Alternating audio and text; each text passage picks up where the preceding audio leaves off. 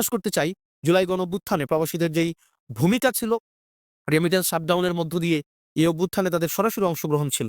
ঠিক একইভাবে স্বাধীনতা পরবর্তী সময়ে এখনো পর্যন্ত রেমিটেন্স আমাদের অর্থনীতির একটা অন্যতম কাঠামো শক্তি হলেও এখনো পর্যন্ত প্রবাসীদের দুর্ভোগ লাঘবে সরকার এখনো পর্যন্ত দৃশ্যমান কোনো পদক্ষেপ নেয়নি।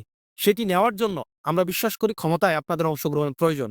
ক্ষমতায় আপনাদের অংশগ্রহণের জন্য আপনাদেরকে অবশ্যই আপনার ভোটাধিকার আপনি প্রয়োগ করুন, যাতে করে আপনার হচ্ছে পরবর্তীতে যেই ক্ষমতায় আসুক না কেন, যেই সরকার গঠন করুক না কেন, যাতে করে আপনার ভোটের কথা মাথায় রেখে তারা যেন নীতি নির্ধারণ করে।